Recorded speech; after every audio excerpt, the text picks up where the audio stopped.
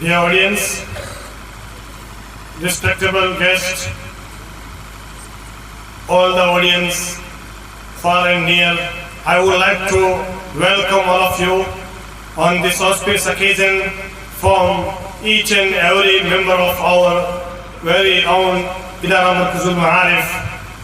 As we celebrate our annual comparative program, we are more than happy to welcome and find one of the greatest person I have ever met, Maulana Mufti Sajjad Hussain Qasmi. He is one of best teachers who can teach Arabic and English both languages. He is an orator, trainer, teacher, writer, and a good speaker. So it is the privilege for all of us to be here and listen his talk, first in English, then in Urdu. Both will be very beneficial for all of us. So I would like to announce him on the dais, and I will request him, please address our young boys, our youngsters, our little ones in English first, as they are participating on daily basis in English NIA course, and they are having classes, daily classes of every class has a English period. So having you here and listening to you carefully will be beneficial in their future and their days to come. Maulana Sajjad Hussain Qasmi, we are more than happy and very eagerly waiting for your mind-blowing address. Please come on, guys. Alhamdulillah الذي فجر ينابيع الحكمة على لسان بني آدم، والصلاة والسلام على محمد بن عبد الله عليه أزكى الصلوات والتسليمات وعلى آله وصحبه أجمعين. أما بعد، فأعوذ بالله من الشيطان الرجيم. بسم الله الرحمن الرحيم. ومن آياته خلق السماوات والأرض واختلاف ألسنتكم. وقال النبي صلى الله عليه وسلم إن من البيان لسحرا، أو كما قال عليه الصلاة والسلام. First of all, I would like to express my gratitude, thanks, happiness to all the managing committee and the administrative body of this august and budding Islamic seminary, well known as Idara Markazul Ma'arif, Pipar, Rajasthan. I am very happy to see this wonderful gathering here that has come with hope, inspiration, and the deep-rooted confidence in their hearts to see the students who are going to turn into great leaders in the field of education, politics, commerce, and reformation. There is no denying the fact that the madrasas that are running in India, they have intellectual and ignited mind gathered from the different parts of the country. And I feel no any doubt to say that in this modern era, both religious and Islamic modern education are very important to gain, to acquire, to excel, and to get proficiency, excellence in all the fields that we are ought Idara Markaz al-Ma'arif has unique features in this regard. This is the institution. It is in its initial stage, but the goals, the objectives, and the targets that this institution has set, it is incredible, appreciable, commendable. You might have think that an institution in India takes time to prosper, to develop, to advance. But this is the institution, it has come up with a bright history in the firmament of education. Secondly, I appreciate the students who participated in the education competition and they presented their speeches in the excellent manner. When the students were speaking, shrouded in their Islamic dress, at the time it was striking my mind that these students, they did not visit schools, but Alhamdulillah, by the grace of Allah Almighty, they are capable and they are highly qualified to speak, to express their desires, their feeling. They are heartfelt and they come up with the bright performance in the competition.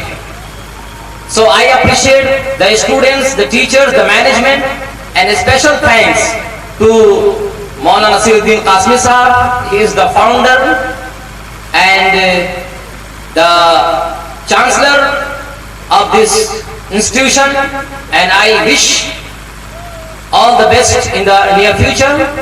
And I suggest the students, they have to keep in their mind that the world is changing rapidly every day. You have many challenges to face in the future. You have many works to do. The nation is waiting for your arrival.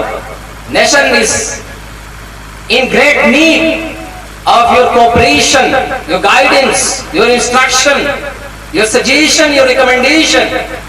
If you are excelling in both the languages, in Urdu, in English, definitely you can bridge the gap between the intellectual and the madrasa graduates. It's the time to understand the age. It's time to understand the requirements. It's time to understand the necessity of the time. If any nation doesn't realize the necessity, the requirements of the age, definitely this nation will be kept aside. So I did not want to speak in English because it is not the English program, but because of the encouragement and because of the motivation of the students, I wanted to come up with some heartfelt opinions so that the students can get motivated and they can learn English, as well as they should feel proud of becoming a good Muslim. Learning English doesn't mean that we should criticize Islam, criticize our values, but learning English means we should preach, we should spread what we have got from Madaris to the people who don't know about Islam. Their mind is loaded with misconception and misunderstanding.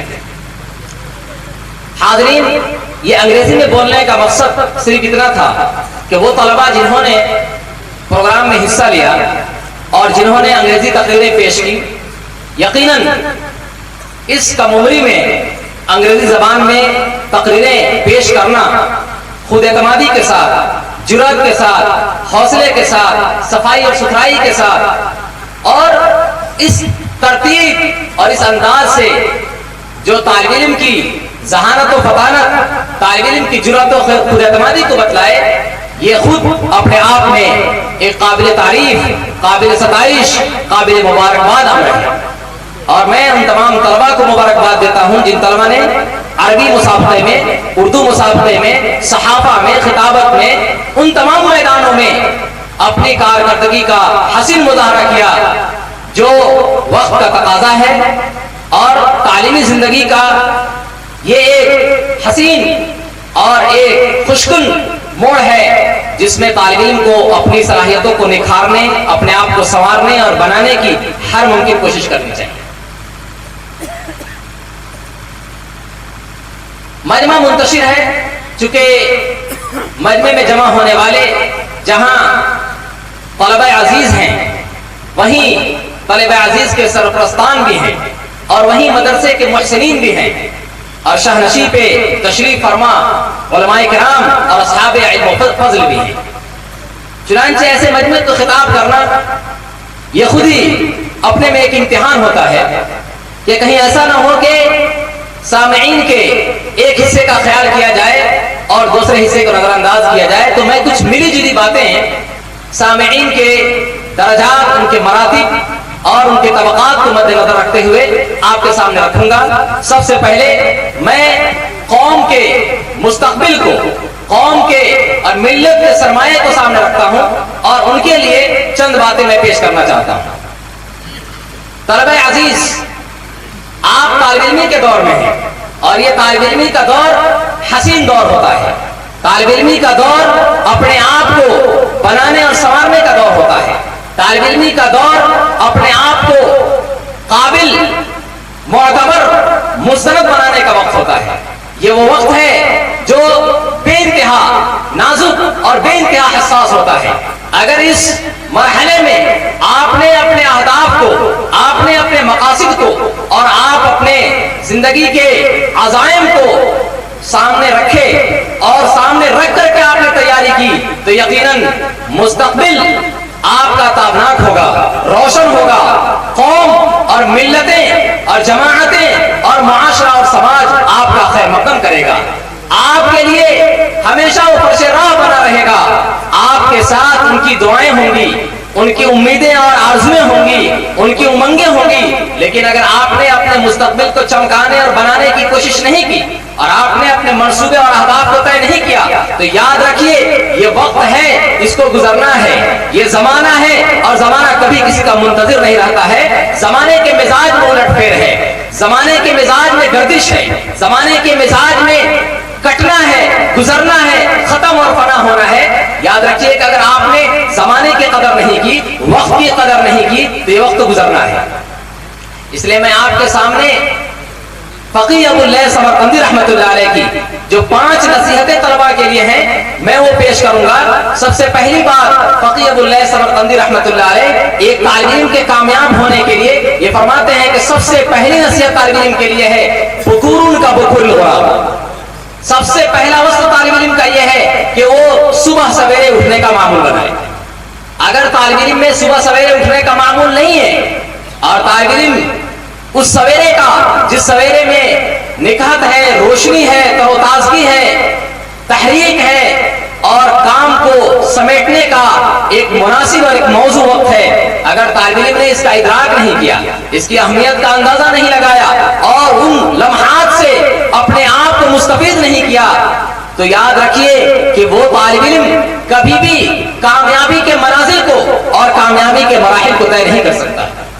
فقی ابو اللہ سمرقندی نے کہا بکور کا بکور الغراب۔ پہلی صفت یہ ہے کہ طالب علم اس طرح بیدار ہو صبح جس طریقے سے ایک کوہ وقت متعین پر اور وقت مقرر پر خود بخود بیدار ہو جاتا ہے اور رزق کی تلاش میں نکل جاتا ہے۔ اسی طریقے سے طالب علم کا مزاج ہونا چاہیے صبح اٹھنے کا معمول اسباق میں جو کوتاہیاں، جو کمیاں رہ گئی ہیں ان کمیوں کو دور کرے۔ اور صرف یہی مراد نہیں ہے بلکہ یہ بھی مقصود ہے کہ باری تعالیٰ سے لو لگائے، خدا تعالیٰ سے اپنا تعلق مضبوط اور مستحکم کرے۔ اگر خدا تعالیٰ سے اپنا تعلق مستحکم اور مضبوط کرتا ہے، اس کے لیے کوششیں اور محنتیں کرتا ہے تو یقیناً ایک غبی سے غبی، ایک کن ذہن سے کن ذہن طالب علم بھی ذکی اور ذہین و فطین طلباء کی صف میں آ سکتا ہے اور وہ ویسی ہی کارکردگی پیش کر سکتا ہے جیسی کارکردگی ایک ذہین اور فطین طالب علم پیش کیا کرتا ہے۔ دوسری نصیحت کی تضرع کا تضرع السنور۔ طالب علم کا مزاج یہ ہونا چاہیے کہ جب بلیاں آپس میں لڑتی ہیں تو لڑنے کی صورت میں ایک بلی اس طریقے سے خوفناک اور بھیانک آواز نکالتی ہے کہ بچہ بھی ڈر جاتا ہے اور جوان کے کانوں میں جب اس کی صدا جاتی ہے تو جوان بھی کانپ اٹھتا ہے۔ فرمایا کہ یہ طالب علم جو رات میں محنتیں کر چکا ہے،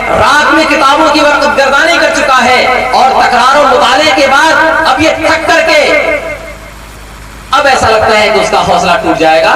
رات میں اٹھتا ہے اور وسط لیل میں اٹھ کر کے خدا تعالیٰ سے اپنا تعلق، خدا تعالیٰ سے گریہوزاری کر رہا ہے اور خدا تعالیٰ سے اپنی بات منوانے کے لیے، خدا تعالیٰ کو خوش کرنے کے لیے کہتا ہے کہ اللہ تعالیٰ میرے بس کی جو بات تھی، میرے بساط میں جو کچھ تھا کرنا، محنتیں کرنا، تکرار و مطالعہ کرنا، مذاکرہ کرنا، یہ ساری چیزیں میں نے کر لی، لیکن اب آپ کا کام ہے میری محنت میں، میری کاوش میں رنگ بھرنا، نتیجہ سے اسے ہمکنار کرنا، اچھے انجام اور اچھے نتیجے کی طرف لے جانا، یہ آپ کا کام ہے.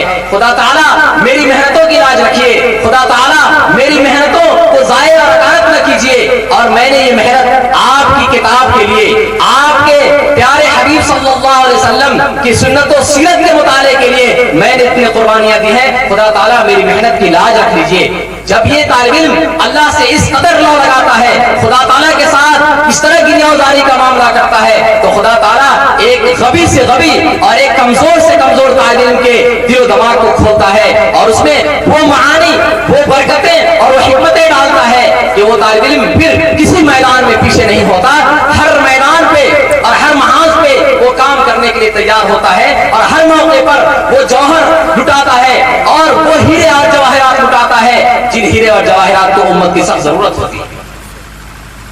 تیسری چیز فرمایا حرص کا حرص الخنزیر، کہ طالب علم کے اندر علم کا وہ اشتیاق، علم کی وہ طلب، علم کی وہ طلب اور شوق مجسم ہونا چاہیے جو ایک خنزیر کے اندر ہوتا ہے. خنزیر کے مزاج میں اور اس کی طبیعت میں یہ ہے کہ وہ جہاں بھی کچھ دکھ جائے وہاں وہ منہ مارتا رہتا ہے اور وہ چاہتا ہے کہ کچھ کھانے کے لیے کچھ مل جائے. یہی مزاج طالب علم کا بننا چاہیے کہ وہ ایک پن سے اور ایک کتاب کے مطالعے سے جب تھک جائے یا اکتاہٹ محسوس کرنے لگے فوراً اپنے مزاج کو، اپنی طبیعت کو اور اپنی فکر کو بدلنے کے لیے دوسری کتاب کی طرف رجوع کرے. کسی منزل پر، کسی مقام پر وہ ہتھیار نہ ڈال دے اور کسی چیز کو وہ پڑاؤ اور منزل نہ سمجھے، بلکہ یہ سمجھے کہ علم کے مراتب ہیں، علم کی منزلیں ہیں، علم کی راہیں ہیں. علم ایک ایسا سفر ہے جو سفر نہ تو اس کا کوئی سرا ہے، نہ تو اس کا کوئی آغاز ہے، نہ اس کی کوئی انتہا ہے، ہمیشہ وہ علم کے اندر منہمک رہے. تو حرص کا حرص الخنزیر. فقیہ ابو اللہ سمرقندی رحمۃ اللہ علیہ نے آخری بات جو کہی، جہد کا جہد النملہ، چیونٹی کی طرح محنت چاہیے. ایک طالب علم سبق کو یاد کرتا ہے اور یاد کر کے وہ تھک جاتا ہے، پھر دوبارہ جب اسے وہی سبق دیا جاتا ہے تو جھنجھلاہٹ، اکتاہٹ پیدا ہوتی ہے. لیکن موفق طالب علم، باتوفیق طالب علم اور وہ طالب علم جس کو خدا تعالیٰ نے اپنے علم کے منتخب کیا ہے، اگر وہ ٹھان لیتا ہے اور وہ عزم کر لیتا ہے اور اس کام کو کرنے کے لیے پوری توانائی، پوری صلاحیت، پوری لیاقت اور پوری استعداد جھونکتا ہے تو اللہ تبارک و تعالیٰ اس کام کو آسان بناتے ہیں. جہد کا جہد النملہ، چیونٹی کی طرح محنت اور مجاہدہ. اس کے بعد فرماتے ہیں صبر کا صبر الحمار، گدھے کی طرح صبر چاہیے. گدھے کی پشت پر اس کا مالک گٹھر لاد دیتا ہے، لیکن گدھا بغیر شکایت کے، بغیر شکوہ کے وہ آگے چلتا رہتا ہے اور جب تک اپنے مالک کے مقصود کو پائے تکمیل تک نہیں پہنچا دیتا ہے اس وقت تک وہ گدھا نہ دائیں دیکھتا ہے نہ بائیں دیکھتا ہے. یہی حال طالب علم کا ہونا چاہیے کہ جو کام اس کو سپرد کیا جائے، جو اس کو ہوم ورک دیا جائے، جو ذمہ داریاں دی جائیں، ان ذمہ داریوں کو نبھانے کی بھرپور سعی اور بھرپور کوشش کرے. اگر یہ طالب علم کوشش کرتا ہے تو میں سمجھتا ہوں کہ علم کی راہیں بھی کھلتی ہیں، علم کے اسباب بھی کھلتے ہیں اور پھر اس کے علم میں برکت بھی ہوتی ہے. تو پہلی بات تو یہ بتائی گئی کہ بکورن کا بکور الغراب، صبح میں پہلے بیدار ہونا، تضرعن کا تضرع السنور، اور خدا تعالیٰ سے اس طرح راز و نیاز کرنا کہ آپ کی کیفیت، آپ کی حالت اور قلب کا میلان خدا تعالیٰ کی طرف ہو، آپ کی رغبت، آپ کی دلچسپی اور آپ کی چاہت خدا تعالیٰ کی طرف بڑھتی چلی جائے اور خدا تعالیٰ سے ایسا مضبوط رشتہ، ایسا مضبوط تعلق آپ قائم کر لیں کہ جو سبق یا جو درس آپ کو سمجھ میں نہیں آیا ہے وہ آپ خدا تعالیٰ سے کہیں کہ اللہ تعالیٰ آپ حقیقت میں معلم ہیں، آپ ہی معلم حقیقی ہیں، آپ ہی ذہنوں کو کھولنے والے ہیں، آپ ہی دماغ کو کھولنے والے ہیں، آپ ہی دل و دماغ کے اندر सबक की मुश्किलात को, उसकी उलझनों को दूर करने वाले हैं। आप मेरी उलझन को दूर कर दीजिए, मेरे इश्कालात को दूर कर दीजिए, मुझे जो शुक्र को शुबहात पैदा हो रहे हैं उन शुक्र को शुबहात को दूर कर दीजिए। तो खुदा ताला की खास रहमत, खुदा ताला का खास करम और खुदा की खास नवाजिश होगी और आपका मसला बन जाएगा। तदर्रुअन का तदर्रुअ सिन्नौ। उसके बाद बताया गया कि हिर्सुन का हिर्सिल खिंजीर, आपकी दिलचस्पी, आपकी रग़बत और आपका शौक और इश्तियाक किसी मरहले पर मादर नहीं पड़ना चाहिए। इल्म तो वो चीज है कि इल्म को आप एक बागीचा समझिए। एक गुलशन के अंदर आप गए और गुलशन में मुख्तलिफ किस्म के फूल हैं, मुख्तलिफ किस्म की कलियां हैं, मुख्तलिफ किस्म की खुशबू है, तो आप उठाते नहीं, बल्कि आपकी आंख आपसे मुतालबा करती है, आपका दिल आपसे तकाजा करता है और आपका मिजाज आपको मुतहर्रिक और फ़आल बनाता है कि चलो जरा सा दूसरे हिस्से को भी देख लें कि उसमें किस किस्म का फूल लगा हुआ है, किस किस्म का चमन लगा हुआ है, किस तरह की उसमें हरियाली और शादाबी है। इसी तरीके से इल्म के दबिस्तान में आपको किसी मरहले पर, किसी मौके पर और किसी पड़ाव पर हथियार नहीं डालना चाहिए, बल्कि आगे बढ़ने की कोशिश करनी चाहिए।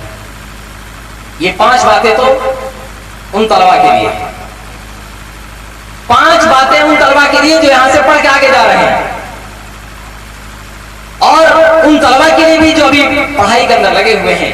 पहली बात तो यह है इखलास। उलमाए देवबंद की जो खुसूसियत है, जो इम्तियाज है, उन इम्तियाजात में से सबसे पहला इम्तियाज इखलास है। इसी इखलास की बुनियाद पर कोई नहीं जानता था कि देवबंद की शाखें पूरी दुनिया में और पूरे आलम में, हिंदुस्तान हो, हिंदुस्तान से बाहर हो, जहां भी चले जाइए वहां भी देवबंद का फैज़ याफ्ता, देवबंद से वाबस्ता और देवबंद से मोहब्बत और ताल्लुक रखने वाला शख्स आपको मिलेगा। ये क्या चीज थी? अकाबिर देवबंद और उलमाए देवबंद का वो इखलास था जो इखलास हर जगह कार फरमा है। उसी इखलास की बुनियाद पर मकबूलियत भी है, उसी इखलास की बुनियाद पर महबूबियत भी है, और उसी इखलास की बुनियाद पर ये शजरे तूबा ये बरगुबार ला रहा है और अपनी शाखों को बिखेरता चला जा रहा है और पूरी इंसानियत और पूरी दुनिया इससे मुस्तफीद हो रही है। तो सबसे पहली चीज तो ये कि इखलास। उसके बाद इज्तिहाद, मेहनत का जज्बा पैदा कीजिए, हिम्मत और हौसला न हारिए, अपनी अजीमत को और अपने आज़्म को हमेशा चार चांद लगाते रहिए, अपने हौसले को, अपनी क़ुव्वत इरादी को सैक़ल करते रहिए। अगर आपको मंजिलें तय करनी है और अगर आपको अच्छे अहदाफ को बरूएकार लाना है, अपने मकासद में कामयाब होना। तीसरी चीज है इख्तिसास। जिस फन को आप हासिल कर रहे हैं उस फन के अंदर इख्तिसास और कमाल पैदा कीजिए। ये दौर इख्तिसास है, ये दौर स्पेशलाइजेशन है, ये वो दौर है जिस दौर में उसी की कदर कीमत है, उसी की इज्जत है, उसी की अजमत है, उसी का बोलबाला है, उसी की हशमत है और उसी की हर तरफ तारीफ और सनाखानी है जिसने अपने अंदर कमाल पैदा किया। अगर आपने मामूली सा इल्म हासिल कर लिया और सिर्फ किसी फन को बराए नाम पढ़ लिया तो याद रखिए कहीं पर किसी समाज में आपको वो अजमत नहीं मिल पाएगी जिस अजमत के आप तालिब और खाना है। इख्तिसास पैदा कीजिए। आज दौर इख्तिसास का है, हत्ता के लोग मोची के अंदर भी इख्तिसास देखना चाहते हैं, दर्जी में इख्तिसास देखना चाहते हैं, खाना बनाने वाले में इख्तिसास देखना चाहते हैं। भला इस दौरे तरक्की में जहां पर इल्म का बोलबाला है, जहां मारिफत का बोलबाला है, जहां हर आदमी अच्छी और उम्दा चीज की तरफ मैलान और रग़बत रखता है, भला वो इख्तिसास को क्यों नहीं तलब करेगा? इसलिए आप जिस फन को हासिल कर रहे हैं उस फन में कमाल पैदा कीजिए। आपका कमाल ही आपका लोहा बनवाएगा, आपका कमाल ही वो जौहर होगा जो बहुत से ऐसे लोगों को, जो लोग आपके बारे में शक को शुबहात रखते होंगे, उनके शक को शुबहात को दूर कर पाएगा। ये दौरे कमाल और दौरे इख्तिसास है। ये इख्तिसास के पैदा हो जाने के बाद सारे हुदूद खत्म हो जाते हैं। आप किस कबीले से ताल्लुक रखते हैं, किस कुंबे से ताल्लुक रखते हैं, किस इलाके से ताल्लुक रखते हैं, इख्तिसास ही वो जौहर है जो जौहर तमाम तबकाती निज़ाम को, तमाम नस्ली निज़ाम को और तमाम उन निज़ामों को खत्म करता है जिन निज़ामों के अंदर ऊंच नीच का या जिन निज़ामों के अंदर छोटे और बड़े का एहसास या छोटे बड़े का फर्क किया जाता है। उसके बाद इत्तिबा, ये बहुत अहम चीज है। इल्म आपने हासिल कर लिया, लेकिन इल्म हासिल करने के बाद आपने अपने आप को किसी की निगरानी में नहीं रखा तो याद रखिए किताबों और लाइब्रेरियों का एक बड़ा जखीरा आपके खाने जहन के अंदर आबाद तो हो सकता है, आपके دماغ میں معلومات کا ذخیرہ تو ہو سکتا ہے، لیکن یاد رکھیے کہ وہ معلومات کا ذخیرہ آپ کے لیے باعث عذاب، باعث علم اور باعث تکلیف بن سکتا ہے۔ اس لیے ان خزینوں کو اگر جوہر عطا کرنا ہے، ان خزینوں کو اگر روشنی اور تابندگی بخشنی ہے، تو آپ کسی صاحب شریعت، کسی صاحب طریقت سے اپنا تعلق قائم کیجئے اور اس کی نگرانی میں، اس کی سرپرستی میں اور اس کی دعاؤں کے ساتھ، اس کی نیک خواہشات کے ساتھ آپ آگے بڑھنے کا ہنر سیکھیے۔ اگر آپ کے اندر اتباع کا مزاج آ گیا اور آپ نے اپنے اساتذہ کی نگرانی میں، اپنے مشائخ اور علماء کی نگرانی میں آپ نے چلنا سیکھا، تو یاد رکھیے کہ آپ کی زندگی بہاروں سے پر ہوگی، آپ کی زندگی رونق سے پر ہوگی، اور آپ تھوڑا بھی کام کریں گے تو اس کے نتائج دور رس اور دیر پا ہوں گے۔ اس کے بعد نمبر آتا ہے احتساب۔ احتساب کرنا بہت ضروری ہے طالب علم کے لیے اور اہل علم کے لیے، مدرس کے لیے بھی، معلم کے لیے بھی، منتظم کے لیے بھی، اور ایک طالب علم کے لیے۔ میں کل کہاں تھا، آج کہاں ہوں، کل میری ترقی کہاں تھی، آج میری ترقی کہاں سے کہاں تک پہنچی، اور کل میں علم میں کس سطح پہ کھڑا تھا اور آج کس سطح پہ کھڑا ہوں۔ علم کے اندر ترقی ہو رہی ہے یا نہیں ہو رہی ہے، میری معرفت بڑھ رہی ہے نہیں بڑھ رہی ہے، میرا تقویٰ، میرا اخلاص اور نبی کریم صلی اللہ علیہ وسلم سے محبت اور قرآن اور علوم قرآن کی نشر و اشاعت کا جذبہ میرے اندر پروان چڑھ رہا ہے یا نہیں چڑھ رہا ہے، اس کا احتساب بھی ضروری ہے۔ جب یہ سب چیزیں ہو جائیں پھر اس کے بعد آپ آئیے نشر و اشاعت کی طرف۔ جو علم آپ نے سیکھا ہے مدرسوں کی چہار دیواری میں، اس علم کو پھیلانے کا، اس علم کی نشر و اشاعت کا ایک بیڑا اٹھائیے کہ ہر اس جماعت کے پاس جانا ہے، ہر اس سماج میں جانا ہے جو سماج اسلامی تعلیمات سے ناواقف ہے، اسلامی ہدایات سے ناواقف ہے، اسلام کی روشن روایات سے ناواقف ہے، ان کو آپ واقف کرانے کا ایک مشن اور ایک مہم چھیڑیے۔ اگر اس مہم کو چھیڑتے ہیں تو یہ آپ کا علم ہمیشہ باقی رہے گا اور علم کی نافعیت باقی رہے گی، آپ نافع باقی رہے گا۔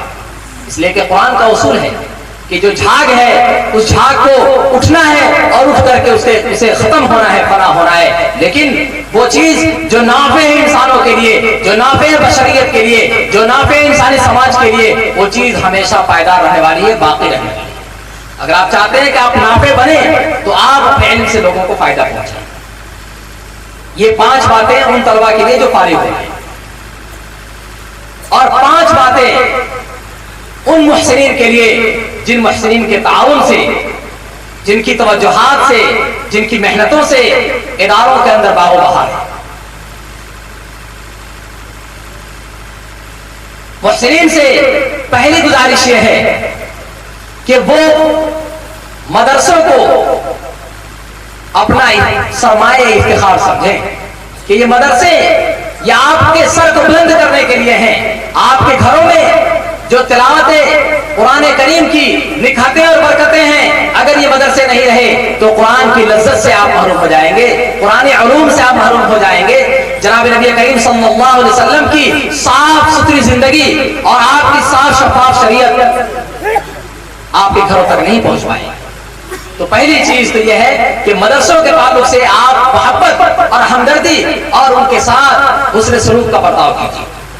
دوسری چیز، علماء اور اہل علم، ان سے اپنا تعلق مضبوط اور مستحکم کیجیے۔ یہ دور فتنہ ہے، اس فتنے میں سب سے بڑا کام شیطان کا اور شیطانی فکر کے حاملین کا سب سے بڑا منصوبہ یہ ہے کہ عوام الناس کو علماء سے کاٹ دیا جائے، مدرسوں سے متنفر کر دیا جائے، مدرسوں کے نظام سے متنفر کر دیا جائے۔ تو دوسری چیز تو یہ ہے کہ آپ ان مدرسوں سے اپنے آپ کو مضبوط کیجئے، اپنے رشتوں کو استوار کیجئے اور آپ اپنے تعلق کو اور زیادہ مستحکم کرنے کی کوشش کیجئے۔ تیسری چیز یہ ہے کہ اپنے گھرانے کے اندر کچھ افراد کو ایسا تیار کیجئے جو افراد مدرسوں کے اندر بنیادی تعلیم ضرور حاصل کریں، چاہے وہ کالج میں جائیں، یونیورسٹیوں میں جائیں، لیکن ان کے عقائد درست ہونے چاہیے، اسلام کی بنیادی تعلیمات ان کو حاصل ہونی چاہیے، نبی کریم صلی اللہ علیہ وسلم کی زندگی، ان کی سیرت اور ان کا طریقہ انہیں معلوم ہونا چاہیے، اور اس دین اسلام کی قدر و قیمت ان کے دل کے اندر میسر ہونی چاہیے۔ اور چوتھی چیز، سماجی افتراق، گروہ بندی اور اختلاف، اس کو ختم کرنے کی ہر ممکنہ ہم کوشش کریں۔ وحدت کی لڑی میں امت کے ہر فرد کو پھرونے کی کوشش کریں. وَاعْتَصِمُوا بِحَبْلِ اللَّهِ جَمِيعًا وَلَا تَفَرَّقُوا. اس آیت کا ہم مصداق بنے کہ خدا تعالیٰ کی رسی کو جو ایک مضبوط رسی ہے اس مضبوط رسی کو بے انتہا مضبوطی کے ساتھ پکڑنے کا ہم عزم کریں. امت میں انتشار نہیں ہونے دیں گے, قوم میں انتشار نہیں ہونے دیں گے, سماج کو دو حصوں میں بٹنے نہیں دیں گے, اس کا ہم عزم کریں. اور آخری بات, اخوت اور اسلامی ہمدردی, اس جذبے کو پروان چڑھائی. وہ جذبہ جو جذبہ صحابہ کے دلوں میں تھا, وہ جذبہ جو جذبہ انصار کے دلوں میں تھا, اگر اس جذبے کو ہم نے پروان چڑھایا تو یاد رکھیے کوئی طاقت, چاہے اس کے پاس اسلحے ہو, چاہے اس کے پاس دنیا کی ساری ٹیکنالوجی ہو, چاہے اس کے پاس سائنس کا اچھا خاصا علم ہو, اگر وہ ہمیں توڑنا چاہے گا, ہمیں نقصان پہنچانا چاہے گا, ہمیں کمزور کرنا چاہے گا, تو اتحاد وہ سیسا پلائی ہوئی دیوار ہے کہ جس کے سامنے ساری تدبیریں, جس کے سامنے سارے منصوبے, جس کے سامنے ساری سازشیں خود کافور ہو جاتی ہیں, اور اتحاد کے سد سکندری کے سامنے ساری طاقتیں خود اپنے آپ کو تہوبالا محسوس کرتی ہیں. اگر ہم نے اپنے آپ کو اتحاد کی رسی میں مضبوط کیا, اور اس کے بعد اخوت اور بھائی چارہ کا پیغام ہم نے ملک کے تمام باشندگان کو دیا, اور ہم نے خود اپنے سماج کے اندر اور اپنے گھر کے اندر اس نظام کو قائم رکھا, تو انشاءاللہ کوئی طاقت آپ کو نقصان نہیں پہنچا سکتی. اس کے بعد بحیثیت سرپرست آپ اپنے گھروں کی ذمہ داری کو بھی محسوس کیجئے. آج بھیڑ بھاڑ کا ایسا دور آیا ہے کہ صبح انسان جاب اور ملازمت کے لیے نکلتا ہے اور شام کو آتا ہے, اس کو یہ خبر نہیں ہوتی کہ گھر میں آج ہمارے بچوں کی سرگرمی کیا رہی, بچوں کا کام کیا رہا, کس بچے نے تلاوت کی اور کس نے تلاوت نہیں کی, کس نے دعائیں پڑھی, کس نے دعائیں نہیں پڑھی, کس نے اپنی کتابوں کا مطالعہ کیا, کس نے مطالعہ نہیں کیا, کس نے کتنی سنتوں پہ عمل کیا, کبھی پوچھنے کی توفیق نہیں. یا اپنے ایک شیڈول کا حصہ بنائیں, اپنی زندگی کے ایک نظام کا حصہ بنائیں کہ گھروں میں ہر بچے کی خبر گیری کریں گے, ہر بچے کے احوال کو معلوم کریں گے. گھروں کا نظام ایسا بنائیے کہ دسترخوان پر جب کھانے کے لیے بیٹھیں اجتماعی نظام کے ساتھ بیٹھیں, اور وہیں پر گفتگو ہو جائے کہ آج تم نے کون سا اچھا کام کیا ذرا بتاؤ, آج تم نے کتنی سنتوں پہ عمل کیا ذرا سناؤ, آج تم نے کتنی تلاوت کی ذرا بتاؤ, اور آگے تلاوت کرنے کا کتنا عزم ہے. بچوں کے اندر دینی تنافس کا مزاج پیدا کریں. میٹرک کے ایگزام میں تنافس خوب ہوتا ہے کہ محلے میں تمہارا نمبر سب سے اعلیٰ آنا چاہیے. 12ویں کے ایگزام میں خوب مقابلے ہوتے ہیں, اور باقاعدہ جب رزلٹ اچھا آتا ہے تو اس کی تشہیر بھی ہوتی ہے اور اس پر مبارکبادیاں بھی دی جاتی ہیں. لیکن کبھی یہ توفیق نہیں ہوتی کہ کسی بچے نے پورے سال پابندی کے ساتھ تکبیر والا کے ساتھ مسجد میں نماز پڑھی ہے تو اس کی حوصلہ افزائی کی جائے. کبھی یہ توفیق نہیں ہوتی ہے کہ بچے نے پابندی کے ساتھ مغرب بعد اپنا کام کر کے فوراً گھر کے اندر آیا اور اس نے گھر والوں کے ساتھ اس نے سلوک کیا, اچھا برتاؤ کیا, گھر والوں کو محبت دی اور محبت لی, اس کا کبھی جائزہ نہیں لیتے. تو یہ جائزے کا مزاج نہیں بنائے.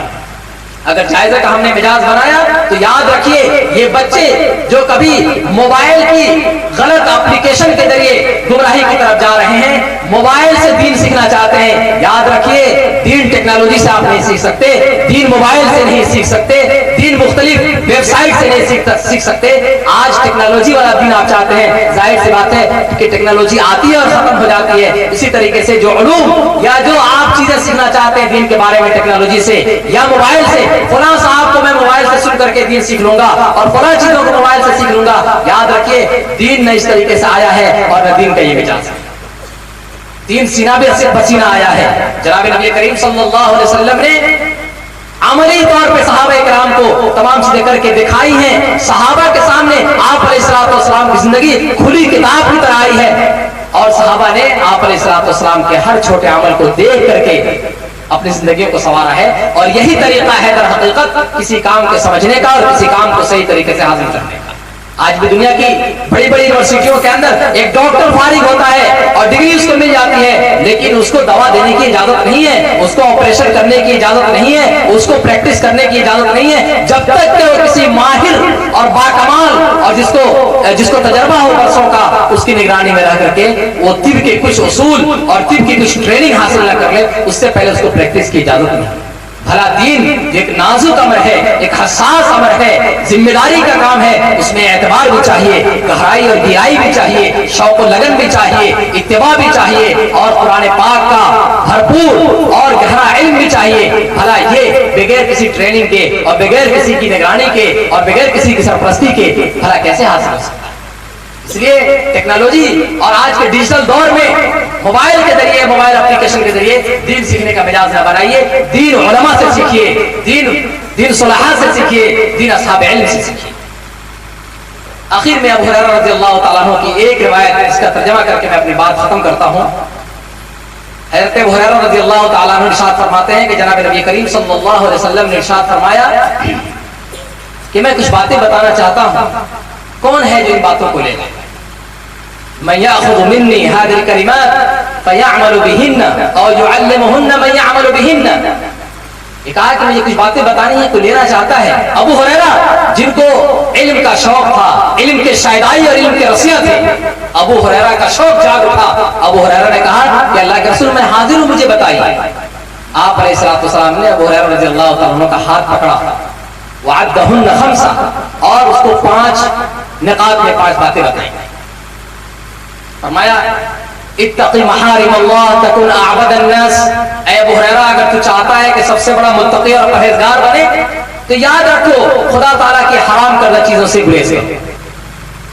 سماج میں مزاج بنانے کی ضرورت ہے، نمازوں کی پابندی خوب ہو جاتی ہے، تسبیحات کی پابندی خوب ہو جاتی ہے، اعمال صالحہ کی پابندی ہو جاتی ہے، لیکن محرمات کی تحقیق ہم کبھی نہیں کرتے کہ یہ حلال حرام ہے یا حلال ہے، یہ جائز ہے یا ناجائز ہے، یہ مستحب ہے یا غیر مستحب ہے۔ آپ علیہ الصلوۃ والسلام نے فرمایا کہ حرام چیزوں سے بچو تکن اعبد الناس، بڑے متقی بن جاؤ۔ اس میں تفضیل کا صیغہ استعمال کیا